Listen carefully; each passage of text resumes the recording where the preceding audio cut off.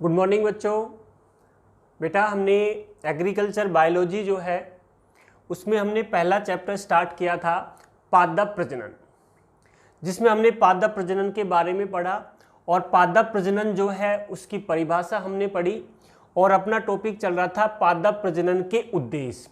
और पादप के प्रजनन के उद्देश्य में हमने 5 उद्देश्य करवा दिए थे। यहाँ पर हम छठा जो उद्देश्य है वो लेते हैं पादप प्रजनन का, वो है समकाल पकना। समकाल पकना, देख बेटा, समकाल पकना का मतलब क्या होता है कि कुछ फसलें ऐसी होती हैं जैसे मूंग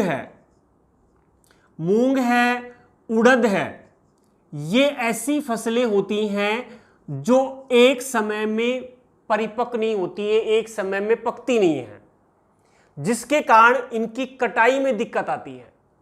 अतः पादप प्रजनन के द्वारा ऐसी किस्में बनाई जा रही हैं जो एक साथ पकती हैं, जिससे उनकी कटाई में कोई किसी भी प्रकार की परेशानी नहीं आती है। ठीक है बेटा, तो ये छठा इसका उद्देश्य हो गया कि ऐसी किस्मों का विकास करना जो एक साथ या एक समय में परिपक्व होती हैं। ठीक है बेटा, उसके बाद सातवां जो उद्देश्य है वो सातवां उद्देश्य है प्रसुप्ति। देख बेटा, प्रसुप्ति का मतलब क्या होता है कि जब बीज जो होता है जब परिपक्व होता है, बीज परिपक्व होता है और परिपक्व होने के बाद जब बीज अंकुरित होता है तो परिपक्व और अंकुरण के बीच में कुछ अंतराल होता है और वही अंतराल उसकी प्रसुप्ति कहलाता है। लेकिन कुछ फसलें ऐसी हैं जैसे बाजरा है, ज्वार है, ये ऐसी फसलें हैं जिनके बीजों में प्रसुप्ति नहीं मिलती है। अगर फसल परिपक्व हो जाती है और परिपक्व फसल होने पर अगर बरसात हो जाती है तो इनके बीज जो होते हैं ये फली में ही परिपक्व हो जाते हैं। इनके बीज जो है वो फली में परिपक्व हो जाते हैं और वहीं पर अंकुरित हो जाते हैं। आपने देखा होगा बाजरे में कि जब कटाई की जाती है और बरसात हो जाती है तो बाजरे के जो बीज हैं वो फली में ही क्या हो जाते हैं, अंकुरित हो जाते हैं। अतः पादप प्रजनन के द्वारा ऐसी किस्मों का विकास किया जा रहा है जिनके बीजों में थोड़ी सी प्रसुप्ति हो, ताकि वो परिपक्व होने के बाद तुरंत अंकुरित न हो। ठीक है बेटा, तो ये इसका सातवां जो उद्देश्य हो गया पादप प्रजनन का। उसके बाद आठवां उद्देश्य लेते हैं नई ऋतुओं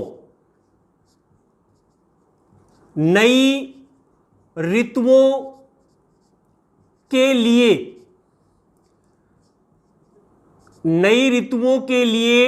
किस्म।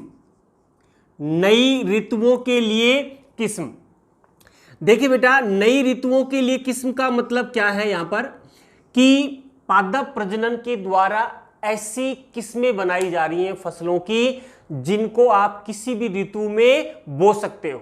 जैसे सामान्यतः आपने देखा होगा कि एक फसल जो है वो एक निश्चित ऋतु में ही उगाई जाती है, लेकिन पादप प्रजनन के द्वारा ऐसी किस्में बनाई जा रही हैं जिनको एक किसी भी ऋतु में आप उगा सकते हैं। जैसे हम बात करें मक्का जो होता है इसे रबी जो है उसकी फसल या उसी के समय उगाया जा सकता है। खरीफ जो है उसमें उगाया जा सकता है इसको। उसके अलावा जो जायद जो है उसकी फसल के साथ उगाया जा सकता है। मक्का जो है इसको रबी की फसल के साथ, खरीफ की फसल के साथ और जायद की फसल के साथ उगाया जा सकता है। तो नई ऋतुओं के लिए किस्म ये पादप प्रजनन के द्वारा निर्मित की जा रही हैं। ठीक है बेटा, तो ये आठवां उद्देश्य हो गया। उसके बाद नौवां उद्देश्य जो है वो है सूखा व लवणता रोधी। सूखा व लवणता रोधी। सूखा व लवणता रोधी का मतलब क्या है? देखिए बेटा, भारत जो है इसमें अधिकांश जो भूमि होती है वो असिंचित होती है। कहने का मतलब वहां पर सिंचाई के साधन नहीं होते हैं, और कुछ भूमि जो है वो लवणीय होती है।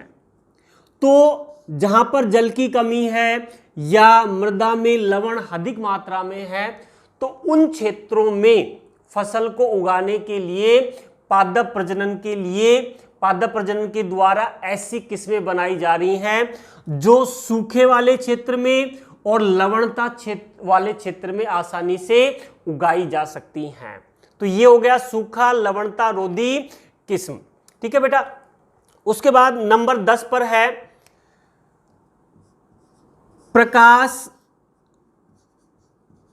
प्रकाश असंवेदिता।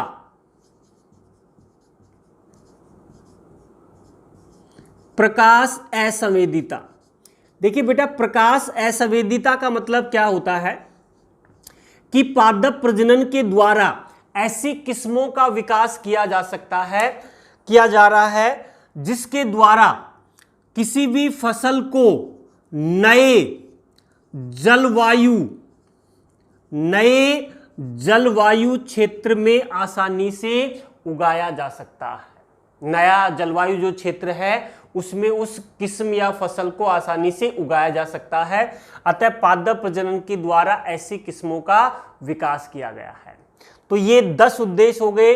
समकाल, पकना, प्रसुप्ति, नई ऋतुओं के लिए किस्म, सूखा व लवणता रोधी किस्मों का विकास किया जा रहा है, और प्रकाश असंवेदिता जो किस्म है उनका विकास किया जा रहा है।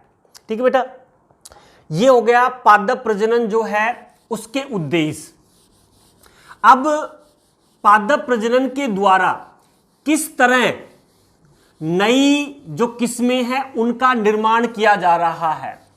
ठीक है, इसके लिए अगला अपना टॉपिक आता है पादप प्रजनन की क्रियाएं। पादप प्रजनन की क्रियाएं। पादप प्रजनन की क्रियाएं यानी कैसे पादप प्रजनन किया जाता है और किस तरह नई किस्में जो है उनका विकास किया जाता है। तो ऐसे कौन कौन से चरण हैं, कौन कौन सी तकनीकें हैं जिनके द्वारा नई किस्मों का विकास किया जाता है, जिसमें सबसे पहला जो पॉइंट आता है क्रियाओं, पादप प्रजनन की क्रियाओं में, वो है विविधता। विविधता उत्पन्न करना। विविधता उत्पन्न करना, ये पहला चरण है पादप प्रजनन का, विविधता उत्पन्न करना। देखिए बेटा, कोई भी जब किस्म बनाई जाती है तो उसका सबसे पहला और महत्वपूर्ण चरण होता है कि हमें फसल में विविधता यानी विभिन्नताएं उत्पन्न करनी है।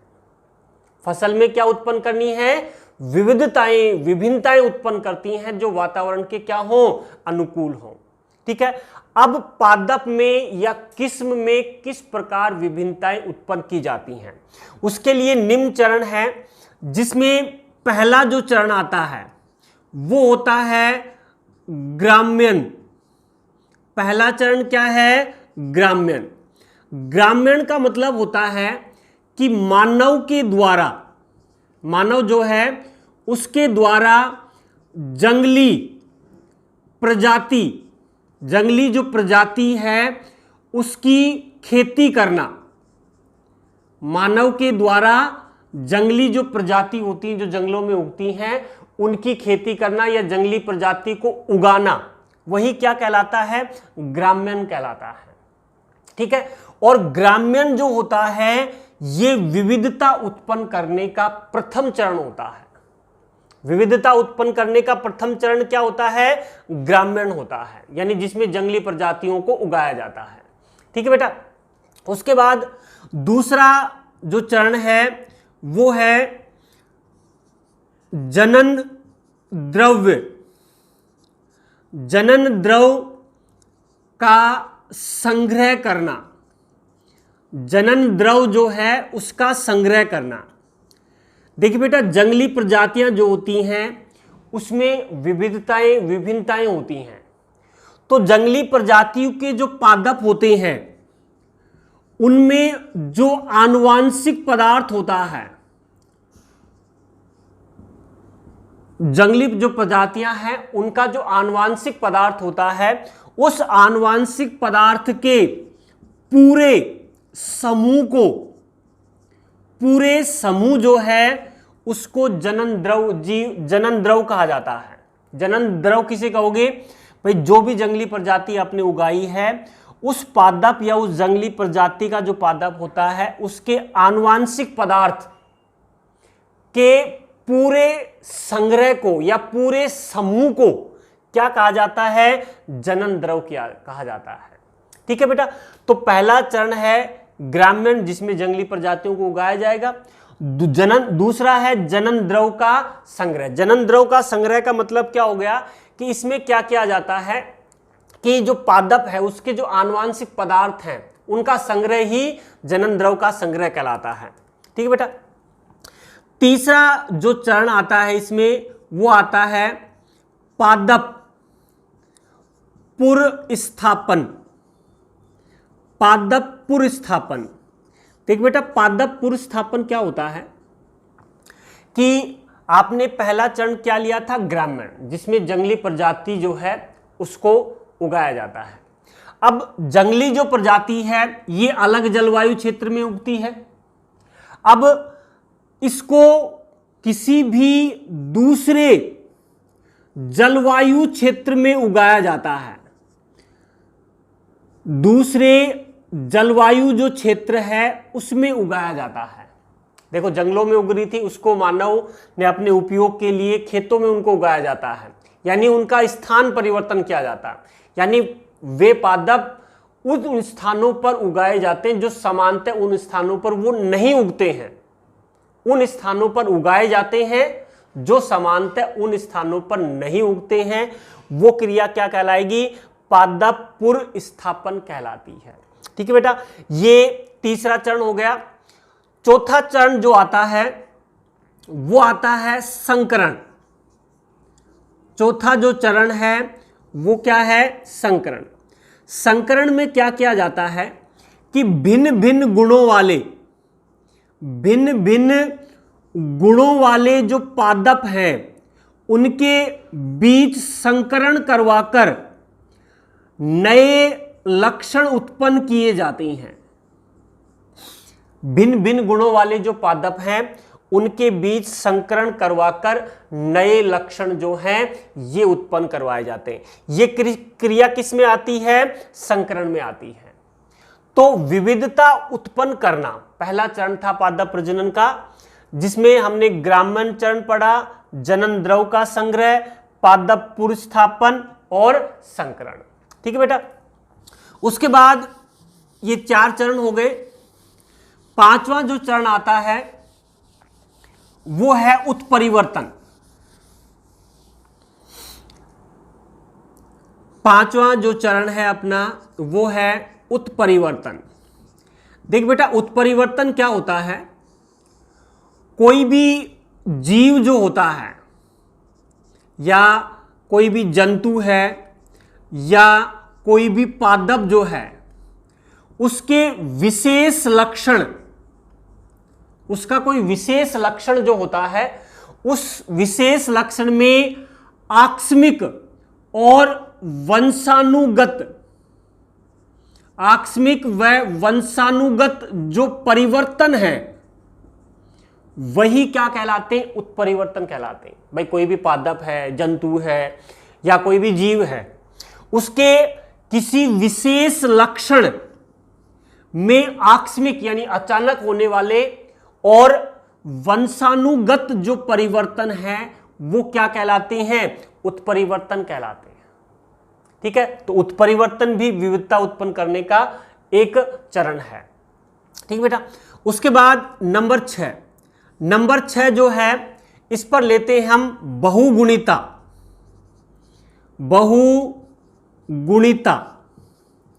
देखिए बेटा, बहुगुणिता क्या है? बहुगुणिता का मतलब क्या हो गया?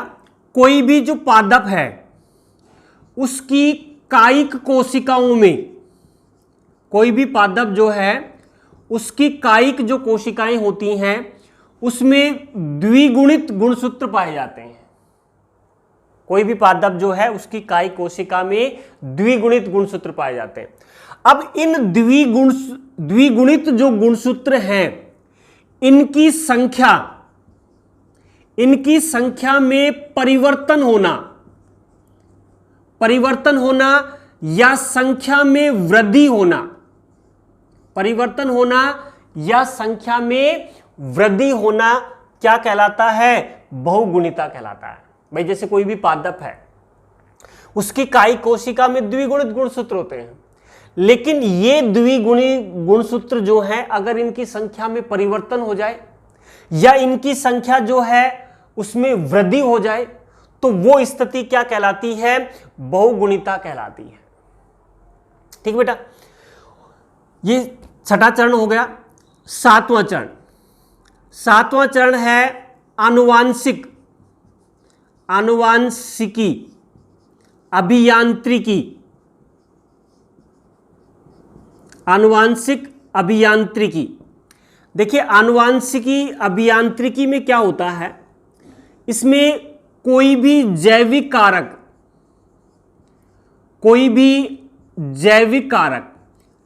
कारक का मतलब हो गया कोई भी सूक्ष्म जीव हो सकता है, इसमें कोई जंतु हो सकता है या कोई पादप हो सकता है।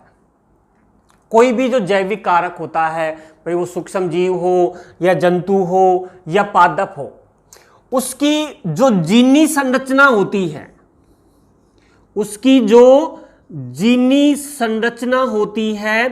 उस जीनी संरचना में परिवर्तन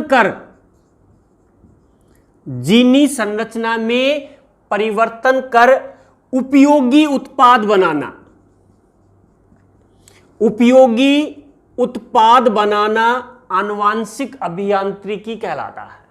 आनुवांशिकी अभियांत्रिकी से कहोगे भाई कोई भी जैविक जो कारक है, चाहे उसमें सूक्ष्म जीव आए, जंतु आता है या पादप आता है, उसकी जीनी जो संरचना है यानी जीन की जो संरचना है उसमें ऐसे परिवर्तन करना और उस परिवर्तन करके मानव उपयोगी उत्पाद बनाने की जो क्रिया है वो क्या कहलाएगी? आनुवांशिकी अभियांत्रिकी कहलाती है। तो ये पादप प्रजनन की क्रियाओं में हमने पहला चरण पढ़ा था, विविधता उत्पन्न करना। ठीक है बेटा, आज के लिए इतना ही। Thank you.